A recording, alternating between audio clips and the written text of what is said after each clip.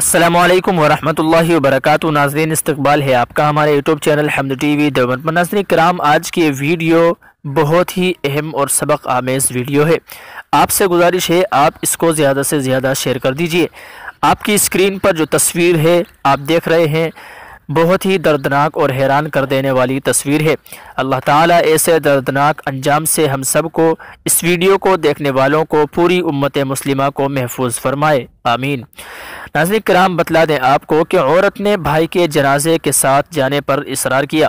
اسے دفن کرنے کے بعد تمام حاضرین کے سامنے اپنے بھائی کی قبر کے بالکل قریب ہو کر اونچی آواز میں جو جملہ اس عورت نے کہا، اسے سن کر آپ کے بھی رونگٹے کھڑے ہو جائیں گے۔ ناظرین بتلا دیں آپ کو، اس عورت نے کہا، یا اللہ، اب یہ تیرے سپرد ہے، تو عادل اور حاکم الحاکمین بھی ہے۔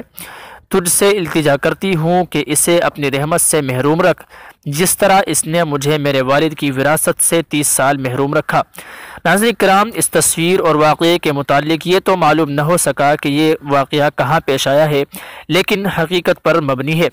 آج ہمارے معاشرے میں بھائیوں نے بہنوں کی وراثت پر ڈاکہ زنی کر رکھی ہے، جس کا کوئی انکار نہیں کر سکتا۔ خدا را بہنوں کو وراثت میں سے ان کا حق دنیا میں دے کر جائیں، ورنہ آخرت میں تو دینا ہی پڑے گا۔ ناظرین، آپ اس واقعے سے کیا سبق لیتے ہیں؟ آپ کی اس خبر پر کیا رائے ہے، کیا خیال ہے؟ کمنٹ کر کے ضرور بتائیں، اور ویڈیو کو زیادہ سے زیادہ شیئر کریں تاکہ دوسرے لوگ بھی اس ویڈیو سے، اس واقعے سے سبق حاصل کریں۔ دعا فرمائیں اللہ تعالیٰ تمام مردوں کو، ہر بھائی کو اپنی بہنوں کا حق ادا کرنے کی توفیق بخشے، آمین۔ السلام علیکم ورحمۃ اللہ وبرکاتہ۔